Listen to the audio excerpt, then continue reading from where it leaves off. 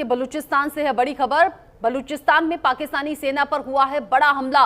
बलूचिस्तान के मंड इलाके में आईईडी ब्लास्ट होने की खबर है और इस ब्लास्ट में पाकिस्तानी सेना के 5 जवानों की मौत हो गई। घटना के बाद इलाके में तनाव का माहौल बना हुआ है। बलूचिस्तान के मंड में एक आईईडी विस्फोट का मामला सामने आया है। घटना में पाकिस्तानी सेना के 5 जवानों के मारे जाने की सूचना है। एक वाहन को निशाना बनाकर यह धमाका किया गया। हमले में मारे गए सैनिकों की पहचान कैप्टन वकार काकर, नायक जुनैद, नायक इस्मत, लांस नायक खान मोहम्मद और सिपाही जहूर के रूप में इनकी पहचान हुई है। आईईडी विस्फोट में पाकिस्तानी सेना के वाहन को निशाना बनाया गया। इस हमले में कुल 5 जवान मारे गए हैं, कैप्टन समेत। घटना के बाद इलाके में तनाव का माहौल है। इसके पहले मई में बलूचिस्तान में एक वाहन पर आईईडी की चपेट में आने से 12 पाकिस्तानी सैनिक जो थे वो मारे गए थे। इस हमले की जिम्मेदारी बलूचिस्तान की आजादी के लिए लड़ रहे अलगाववादी समूह बलूचिस्तान लिबरेशन आर्मी ने ली थी। धमाके में सेना के एक वाहन में सवार 12 सैनिक मारे गए, जिसमें special campaign commander Tariq Imran और सूबेदार उमर फारूक भी शामिल थे। विस्फोट में वाहन भी पूरी तरह से खत्म हो गया था। सेना ने कहा था कि इलाके में मौजूद किसी भी आतंकवादी को खत्म करने के लिए तलाशी अभियान चलाया जा रहा है और ये न तो पहली घटना है और न तो आखिरी।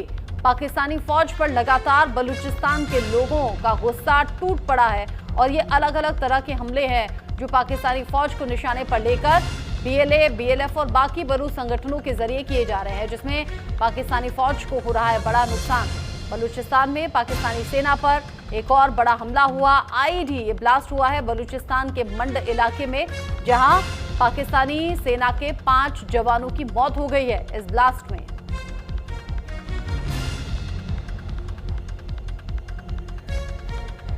घटना के बाद इलाके में अभी तनाव का माहौल बना हुआ है।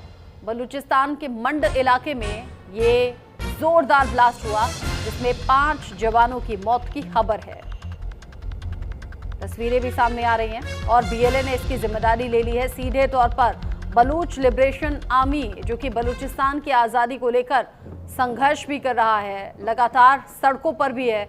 और बड़ी बात यह है कि बीएलए, बीएलएफ या फिर बाकी संगठनों के साथ में लगातार लोगों का सपोर्ट दिखाई दे रहा है, सपोर्ट मिल रहा है। फिर चाहे वो बलूचिस्तान के युवा हों, बुजुर्ग हों, महिला हों, पुरुष हों या फिर बच्चे ही क्यों ना हों। बच्चे भी जानते हैं आज़ादी का मतलब क्या है, बच्चे भी इस आज़ादी के संघर्ष में हिस्सा ले रहे हैं।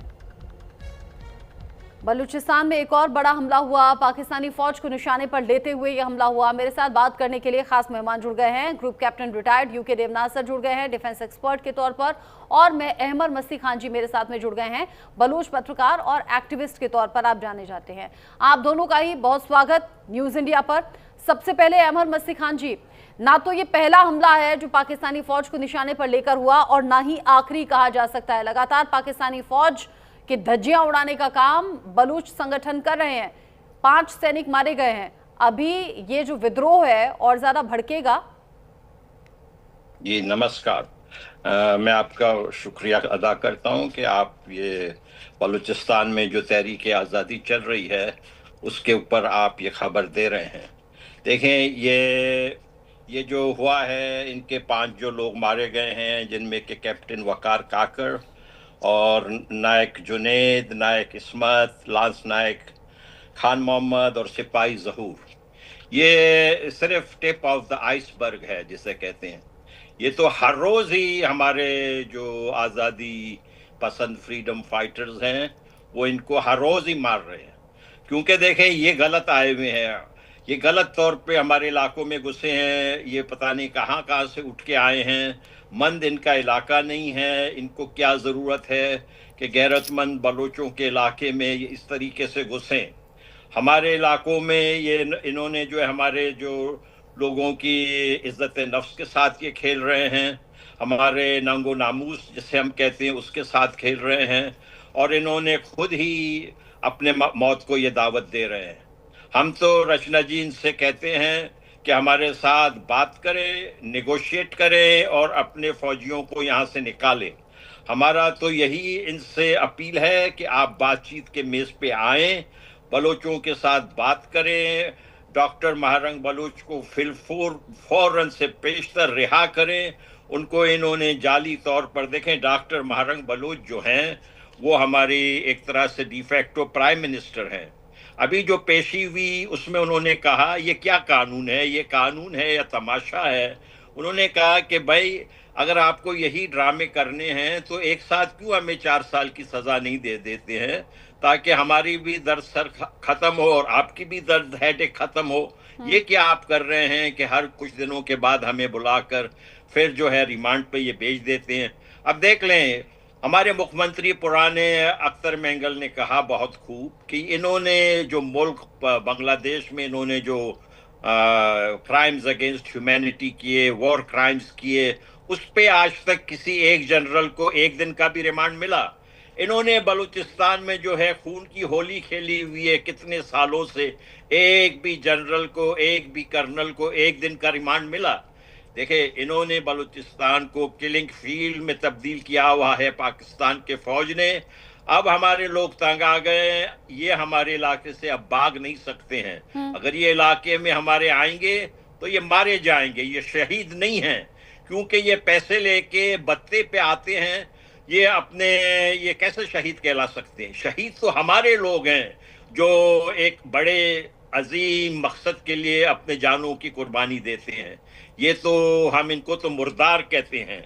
इन्होंने देखें हद से ज्यादा ज्यादती किए जा रहे हैं। अब इन्होंने जो एक एंटी टेररिज्म एक्ट ऑफ 1997 था, उसमें अपनी ये जो कठपुतली असेंबली है, असेंबली में सारे जाली लोग बिठाए हुए। रचना जी, इनका जो मुख्यमंत्री इस वक्त है, जिसको कि हम सरफराज भट्टी कहते हैं, वो दरअसल हारा हुआ है। उसके सीट पे नवाब अकबर खान बुगटी का जो पोता था ग्वाराम बुगटी, वो जीते हुए हैं।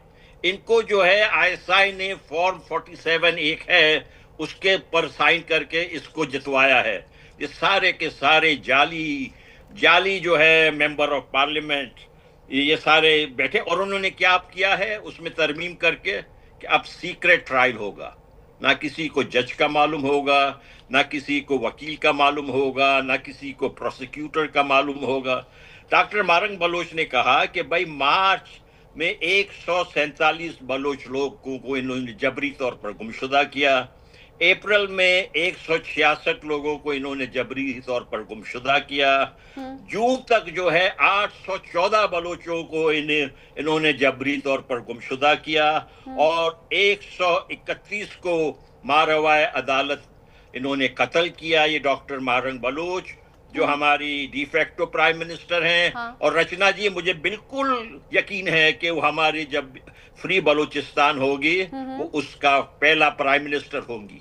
बिल्कुल, महारंग बलोच से बहुत सी उम्मीदें लोगों को, और उन्हीं की आवाज के बाद में जो तमाम महिलाएं हैं वो सड़कों पर आने से गुरेज नहीं करती और आज आजादी की आवाज उठाने में अपनी आवाज को बुलंद करती हैं। यूके देवनासर जैसे अभी अहमद मस्ती खान जी ने तमाम बातें करते हुए शुरुआत में उन्होंने कहा कि बातचीत की टेबल पर आना चाहिए। क्या आपको लग रहा है बलूचिस्तान में हालात अभी बातचीत की गुंजाइश में हैं या फिर वो चीजें काफी पीछे छूट चुकी हैं, अब बातचीत से काम नहीं चलेगा? रंदा जी, हो ये रहा है कि पाकिस्तान की जो एस्टेब्लिशमेंट है, जिसका बड़ा हिस्सा वहां की फौज है और आईएसआई है, वहां बातचीत में यकीन नहीं करती है। वहां पर रावलपिंडी, इस्लामाबाद में माहौल ऐसा है कि सरकार किसी की भी हो, चाहे पीपीपी की हो या पहले पीटीआई की थी और अब पीएमएल-एन की है, इनके जो पॉलिटिकल विंग है, इनकी बात पाकिस्तान की फौज नहीं सुनती है। आईएसआई को लगता है कि ये पॉलिटिकल पार्टीज जो हैं वो सिर्फ एक फ्रंट है, मुखौटा है, और ये लोग जमीन पर कुछ नहीं कर सकते हैं। तो आप देखें, डीजी आईएसपीआर का जो बीच बीच में स्टेटमेंट आता रहता है, उससे हम हैरान हो जाते हैं कि मामला कितना हास्यास्पद है। उनको पता नहीं है कि बलूचिस्तान में जमीनी स्थिति क्या है। डीजी आईएसपीआर का रिपोर्ट ऐसे करता है, इंडियन प्रॉक्सी उन्होंने शब्द यूज किया है ऑफिशियल रिलीज में, कि इंडियन प्रॉक्सी है कोई फितना अल हिंदुस्तान, जिसको कि भारत ने हथियार दिए हैं, फंडिंग करता है और ट्रेनिंग करता है, उन्होंने हमला किया है। अभी कल परसों खैबर पख्तूनख्वा में जब पाकिस्तान की आर्मी ने और रेंजर्स ने मिलकर 31 फ्रीडम फाइटर्स को मार डाला, तो उसके बाद उन्होंने वहां अजीब सा स्टेटमेंट दे दिया डीजी आईएसपीआर ने कि वहां कोई ऑर्गेनाइजेशन है फितना अल खरोंजी, वो कहते हैं ये इंडिया ने वहां पे खड़ा किया हुआ है। तो ये दिखाता है कि मामला शायद हंसने के योग्य है कि वो अपने हर जो वहां के फ्रीडम फाइटर्स हैं, हर हमले को वो इंडिया स्पॉन्सर्ड बता देते हैं। इसमें इंडिया का कोई भी रोल नहीं है। हमने बार बार कहा है कि अगर इंडिया का रोल है तो आप प्रूफ दीजिए, अगर वहां पर हम इंडिया फंडिंग कर रहा है प्रूफ दीजिए। ऐसा कोई साइंटिफिक या इंटरनेशनल रूल बेस्ड वर्ड में कहते हैं कि जो भी आप प्रूफ देंगे हम उस पे कोई रिस्पांस देंगे, ऐसा होता नहीं है। दिक्कत ये आ रही है कि बलूचिस्तान में ग्राउंड लेवल पर जो इनके खिलाफ एक ह्यूज एंटी सेंटिमेंट है उसको ये समझ नहीं पा रहे हैं। इनको चाहिए कि वहां पीस का माहौल खड़ा करें, जिसकी पहली कार्रवाई ये है कि बलूचिस्तान में फौज को, रेंजर्स को और वो फ्रंटियर कॉन्स्टेबलरी को भेजना बंद करें।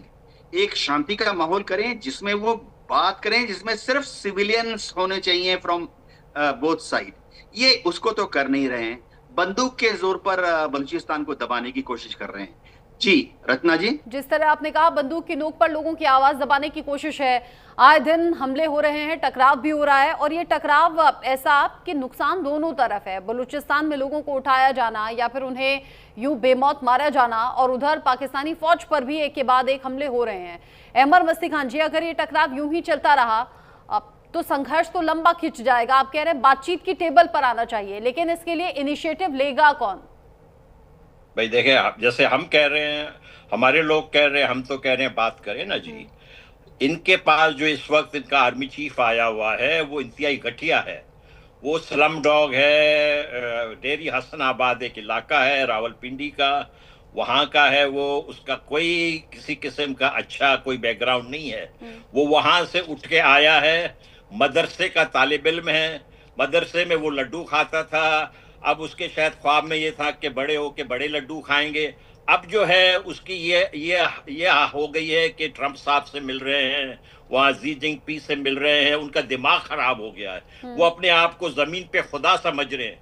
आपने देखा शंघाई कोऑपरेशन ऑर्गेनाइजेशन SCO में जब ये गए तो ये जो है, जो ईरान के फॉरेन मिनिस्टर है सैयद अब्बास अरागची, उनके कान में बात कर रहे हैं, और पीछे इनके जो हैं वजीर आजम शहबाज शरीफ और जो नायब वजीर आजम है इसहाक डार, वो खड़े हुए ऐसे यतीमों की तरह देख रहे हैं। ये आप ये तस्वीर कर सकते हैं? इंडिया में कभी ये हो सकता है कि इंडियन आर्मी चीफ जो है किसी फॉरेन डिग्निटरी के साथ बात करे और मोदी जी और आपके डॉक्टर जयशंकर पीछे से देखता रहे? ये हो ही नहीं सकते ना जी।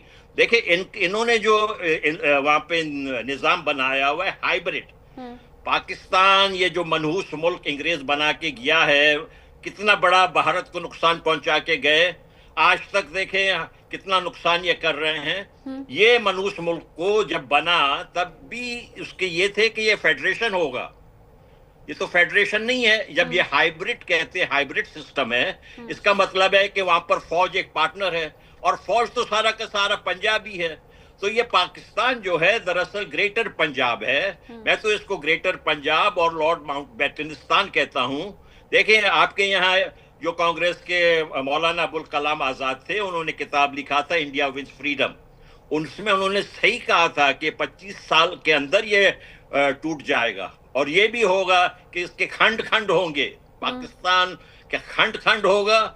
और ये पंजाबी जो मुसलमान अपने आप को दूसरों से आला समझते हैं, बलोचों से अपने आप को आला समझते हैं, इंडिया के जो बेहतरीन हिंदू हैं उनसे वो अपने आप को आला समझते हैं, अफगानों से अपने आप को आला समझते हैं, अफगानिस्तान को अपना 5th प्रोविंस बनाना चाहते हैं। तो ये इनके जो है ना, इनको शिकस्त होगी रचना जी, इनको और जल्दी होगी शिकस्त। और शिकस्त तो ऐसी ना यूके देवनाथ सर कि ऐसा नहीं कि 1-2 सैनिकों की मौत होती है। अभी इस ब्लास्ट में 5 की मौत हुई है। अभी लास्टली जब हम बात कर रहे थे 10 की मौत, 12 की मौत, ऐसे बल्क में पाकिस्तानी फौजियों की जान जा रही है। उसका नतीजा भी देखिए ना, पाकिस्तानी फौजी भी कदम अब पीछे खींचते हैं। वो सोचते हैं कि यहाँ ऐसे इलाकों में नहीं जाना है जहाँ जान का खतरा है, जहाँ वो जानते हैं कि मौत के मुंह में हम जा रहे हैं, और इसीलिए वो कदम पीछे खींचते हैं, छुट्टी के तौर पर, रेजिग्नेशन के तौर पर, या फिर बाकी बहाने बनाकर लेकिन इस सोल्यूशन तो नहीं है। सोल्यूशन तो पाकिस्तानी फौज और सरकार को मिलकर निकालना होगा।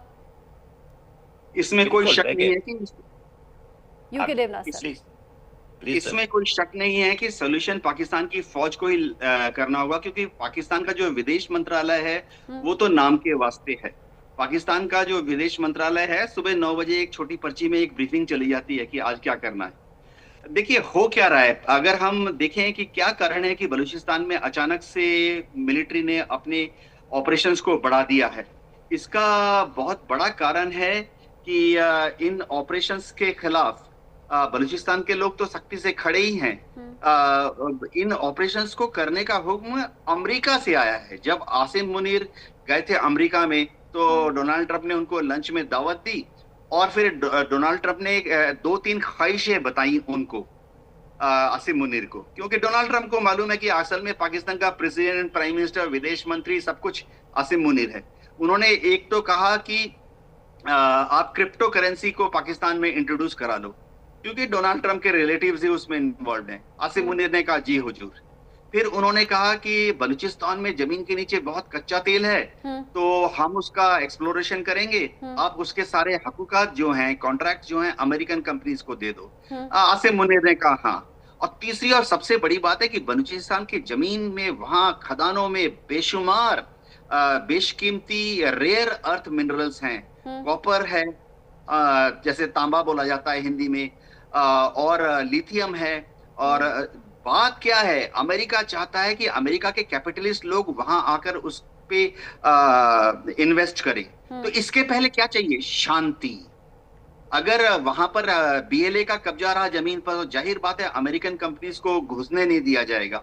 इसीलिए डोनाल्ड ट्रंप ने हुक्म दिया है आसिम मुनीर को कि पहले बलूचिस्तान को काबू में करो, उसके बाद हम बलूचिस्तान यानी आप कह रहे हैं 2 महीने में ये जो 2 बार मुल्ला मुनीर की मुलाकात हुई, उसका नतीजा, अमेरिका के साथ हुई डील का नतीजा है कि बलूचिस्तान में ये टकराव अब तेजी से बढ़ा है, भले ही पाकिस्तानी फौजियों की बड़े स्तर पर जान जा रही हो।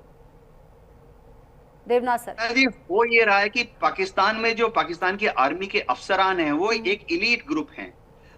वहाँ फौज में जो अफसरान हैं वो अपने को थोड़ा सुपीरियर समझते हैं।